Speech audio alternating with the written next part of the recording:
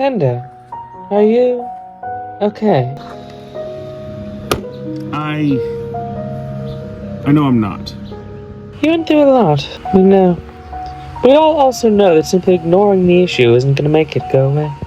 I was in there for so long, facing that monster that has haunted me for all those years, trapped at her mercy, with absolutely no way out of the pain she wanted to inflict on me. It was horrifying. So, what now? Huh? Given her message, it's clear what she wants. And I doubt she'll give it up so easily. I've been thinking the same thing. Really? There's only one option left. To fight? Yeah. I tried running from her. I tried to just hide in the surface and leave her in my past, but at this point, even if she's gonna win in the end, we're gonna give her one hell of a fight for that victory. Well, we already got in her way once, so we're all involved here now. The next time you see her, just know, unlike our previous encounter, you won't be alone. We're already preparing the ritual to expand the Guardian's power as we speak. That actually gives me a bit of hope. Thank you. You're quite welcome, Tendo. So, how long will it take to perform this ritual? Shouldn't be too long. Why? Nothing, just need to clear my head. I'm gonna go do a review, see about calming my nerves. What to review? Perhaps something relevant. Something with an upcoming release that might help foster engagement to the channel. Oh, right. I forgot. That was the thing. And there's a ride for it here. What the hell? Why not? Despicable Me, Minion Mayhem. I haven't seen a ride more representative of its franchise in my life, capturing the zany, cartoony comedy of the films while utilizing the seemingly simple slapstick of the Minions as a method by which to showcase a more personal, heartfelt narrative that most audiences don't seem to notice, merely criticizing the project itself for the Minions' presence without considering what lays below the surface. How do we get to this point? Who do we blame for this monstrosity? For this one, there's only but one culprit. The French.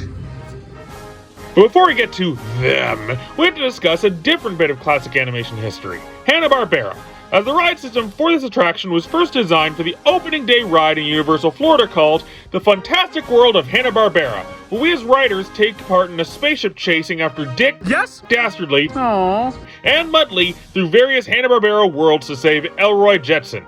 It was a fun little attraction that surprisingly holds up visually due to the cartoony nature of the character designs and worlds. However, time sadly marched on and no one seemed to inform the executives that thanks to legacy channels like Boomerang and adult nostalgia causing them to share these shows with their kids, old cartoons never really went away like they used to anymore. Foolish executives! When do we learn that franchises never really age out anymore? Unless the creator's a bigot, but that's another story. As such, the Fantastic World of Hanna-Barbera was closed, but the ride system was reutilized, just with a new ride film and theming. The new iteration based on the Nicktoons brand with Jimmy Neutron's Nicktoon Blast.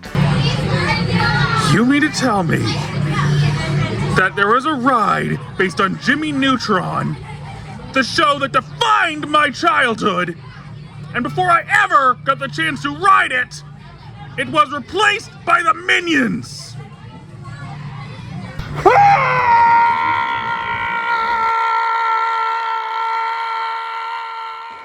Hey, Minion makers! Fuck you and the horse you rode in on! That's it! Dishonor! Dishonor on you, dishonor on your cow, dishonor on your whole company! Now, how do I get home from here? Sad to say, despite my jokes, we can't blame them Frenchies entirely for this closure, as Universal's deal with Nickelodeon to utilize their shows for theme park stuff kind of folded with the exception of SpongeBob. So Universal Creative had to find a way to replace the ride again with another theme. And this time, realizing the popularity of Despicable Me, they went right into changing things up yet again to give the Minions their own attraction. Unfortunately, they had to give it to us too. You see, turns out the ride was a hit down in Florida. A huge hit, and mainly due to the marketing behemoth that is these modern-day Yellow Devils. As such, Universal was desperate to find a place to clone the ride in Hollywood. And in an act that truly proved that God is dead, they had to kill one of their best attractions in order to do it. Terminator 2 3D. This show was freaking awesome! Between animatronics, live actors interacting with 3D effects, campy, exciting action, this show was amazing! And they killed it just to make the kids happy. I'm not kidding, folks. This was not a kids section of the park initially. There's a reason the most stocked bar in the whole park is here even today. This place used to host an amazing R-rated franchise, but they ripped out its metal heart and fed it to the freaking Minions! If you couldn't tell, I didn't like this decision. What is it with yellow characters in these parks murdering beloved attractions? First the Simpsons killing Back to the Future, and now the Minions not only killing Jimmy Neutron, but Terminator as well! And I can't even be openly mad about that, because some idiots decided to make the word yellow a racial slur. Damn you, racist asshole! So yeah, rest assured, this one will have an uphill battle to gain my approval, especially given what's been lost to bring it to the United States parks. This is Despicable Me, Minion Mayhem. The attraction begins as you walk into the living room of the house, admiring the cartoony and clever decor like the suit of armor and the lack of other decor in the next room over. Seriously, Universal? What the hell is this? Sure, there are other cues in the park like Kung Fu Panda, The Simpsons, or Jurassic World that are pretty minimal due to budget and spatial constraints. I get it. But at least those rides don't promise more than they deliver in terms of queue design. The majority of those queues don't promise much of the entrance, and thus we don't feel disappointed when they don't deliver much. This, though, is a bold-faced lie that only leaves the person waiting for a while disappointed to be doing so. Well, do at least Universal's normal queue TV show anything interesting? Not really. More just cute little skits, character intros, and trivia. Not the worst, but not really much majorly interesting either. The only real thing of note is establishing where this takes place in the timeline, as only the characters from the first film are present, given the second added a new figure into the permanent cast who isn't part of the dynamic for this attraction. Well then, I see no reason to not just plain skip the queue and get to the experience proper. We enter into the home's living room, seeing the unique decor inside, like the child safety-equipped Iron Maiden, the hunting trophies, and the Gru family tree? Oh yeah! Gru is his last name, isn't it? His first name's Felonious. Wait a minute. Then why does everyone call him Gru? Yeah, if these three Goyles were adopted by him, wouldn't that make all of them Gru too? Even if they don't feel comfortable calling him Dad, which, hey, kids can be like that, no issue there. Why the hell would you call him by his last name instead of Felonious? Especially given it's yours now too! Not to mention his wife in the later movies! What kind of bizarre-ass naming convention is this? Perhaps these writers were scared because his name was so close to phallus, but come on, these writers are mature. They can handle a little thing like some dick jokes, right? Bottom. Don't undermine me, editor. You know I'm right. God damn it, franchise. Anyway, after a bit of waiting around in the living room, we were all led into the lab, where we meet the big nose himself, Felonious. No, I'm not gonna give in to this nonsense. What, are we gonna call this guy Prime instead of Optimus? This guy Simpson? What does this adorable dog do? No, we don't, because that'd be awkward and antagonistic.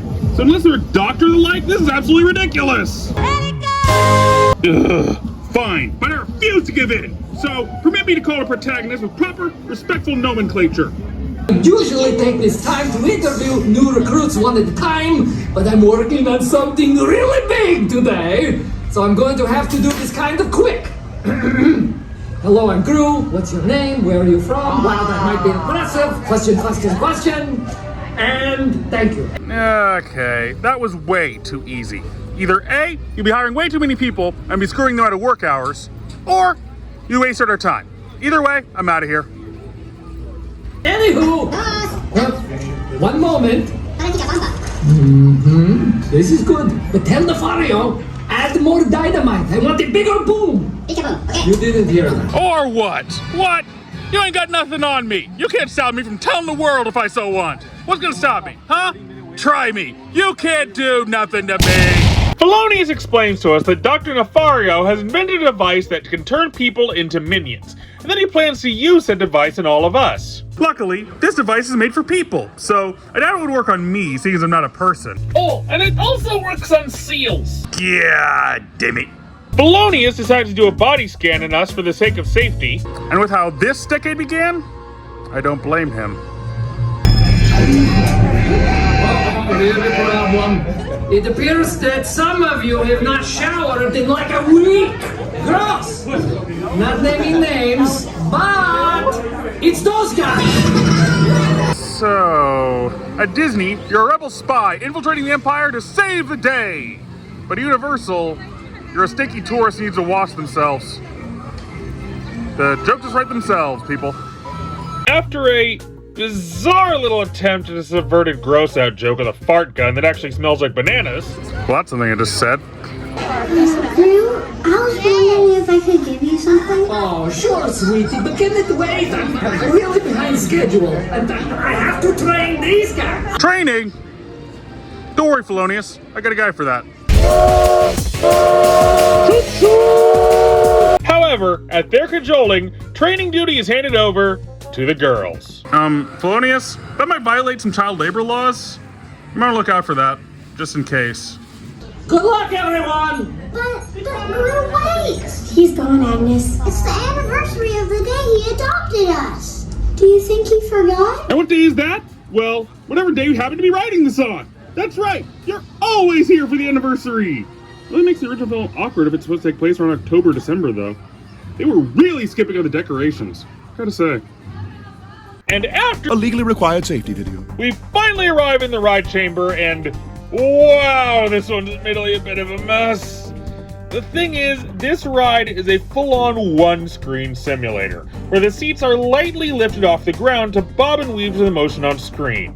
That's it. This can admittedly cause quite a few issues with immersion, given the sealed-in, visible nature of the room, the close proximity to other ride vehicles making them visible if not in the first row, and the narrative elements that can be quite a bit damaging to the feeling of really being part of this narrative. Yeah, unfortunately, this ride system takes a big L. Especially in this day and age, where this kind of simulator is exiting the theme park experience.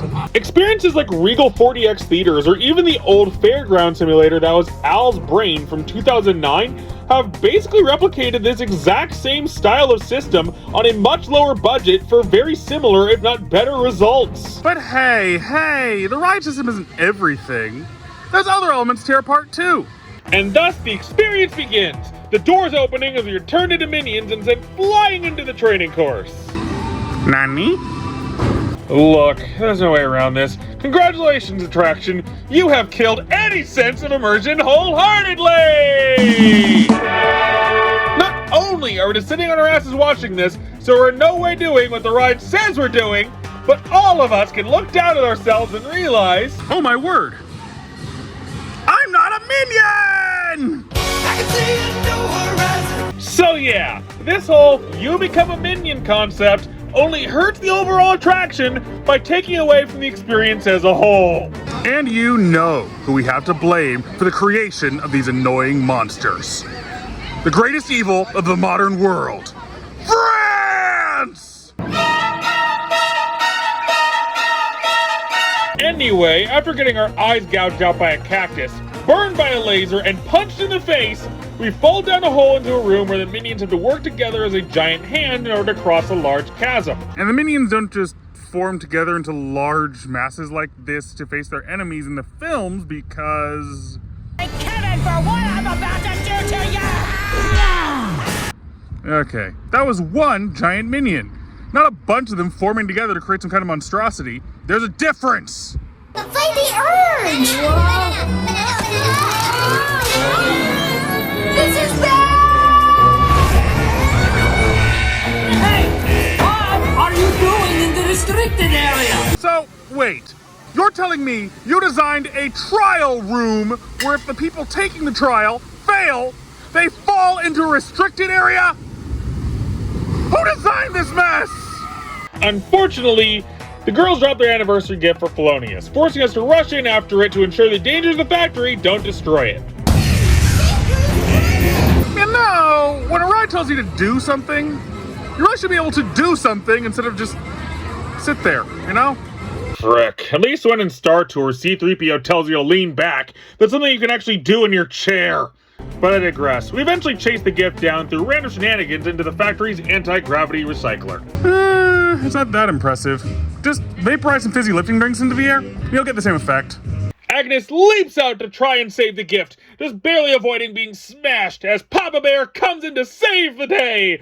Grabbing the girls, the anti-grav is deactivated and sends us falling, only to be saved by a large mass of minions seconds later. What's this?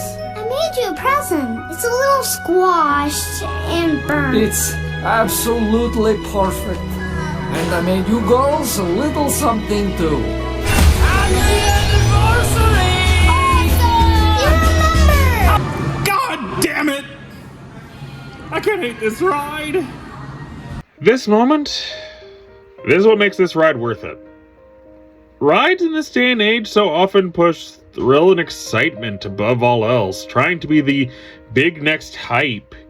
So to see a ride that tries to tug at the heartstrings and show that this cynical villain truly has a heart that's been opened up by his love for his daughters, it hits hard every time and makes the whole experience worth it. Unfortunately, this emotional, heart-rending moment was covered up and trampled on due to the minions scaring all the adults and people who care about animation in the modern day away from this tender moment. So, given they created these little monsters, I have something to say! And for all the horrid things the minions have done, you know, you don't blame your kids, you blame the French. Blame the French! Blame the French! You know you don't blame your kids, you blame the French! And with the emotional climax complete, we're brought into the crew as new minions, only for...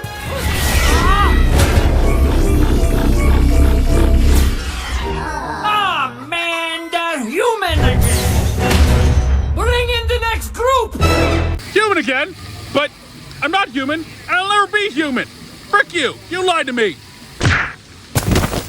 So we exit the ride and head to a rather odd and pointless party room before exiting into the gift shop because... Don't you know all rides must end near the gift shop? So, what do we think of Despicable Me, Minion Mayhem? Well, in spite of the evil little devil the French made in order to market it, I can find quite a bit to enjoy here, even with its faults. Yeah, the minions are simple buffoons. But they can be quite enjoyable in small doses, especially when they're used for slapstick like they are here instead of emotional development. But the Despicable Me aspect really steals the show, as the heart of these characters does shine through and shows just how much these four care about one another, even if they call their father by their own last names. Letting it go.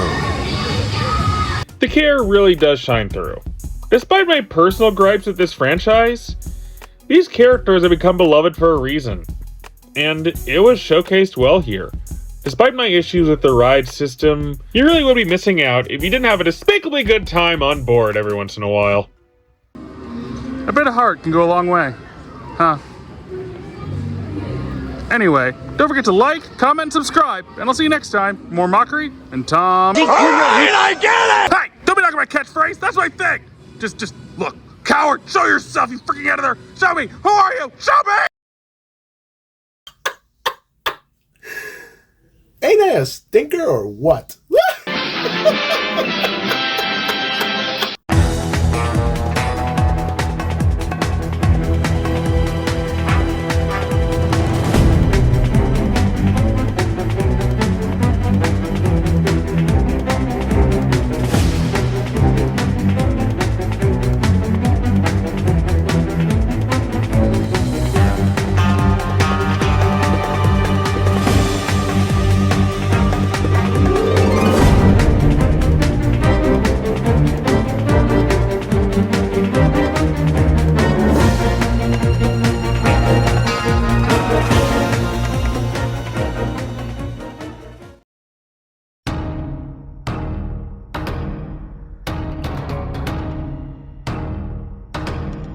She's come for me.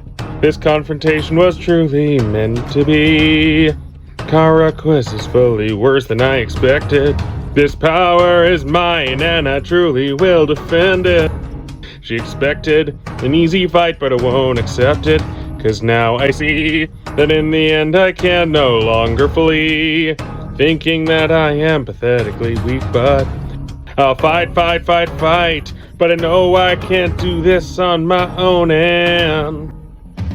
If it's our time, then let us die. But we know now we cannot hide. Fighting now, taking this doctor down.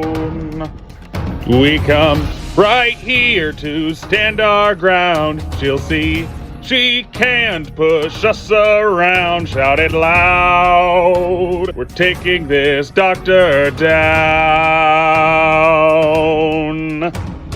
Get up! Yeah! No, I'm not the only one that's angry. Yeah! Wait till she sees our power coming. Yeah! I don't think she's prepared for what's coming. The Guardians will hit the ground running! If there's one thing she can't keep down, it's us and the strength we found. Come around, taking this doctor down. Taking this doctor down! Who knows if we'll succeed? We won't stop and we won't retreat or turn round. Come around! Taking this doctor down. Taking this doctor down!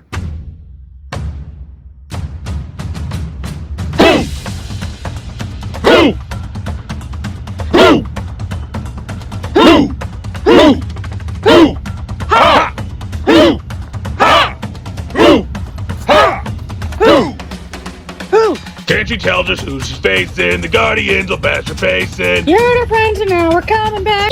Yeah! Yeah! So once she decides to drop in, All about to soon be dropping. She thinks we're nothing. but we're something else. I've crushed so many creatures I can't keep count, but this conflict is shut amount. Standing proud, taking the Guardians down.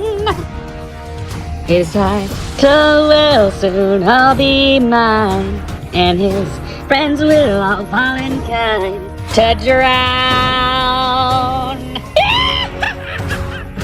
Let's go. Let's go! She goes down, taking the doctor down! So, did it work or not? I'd say so.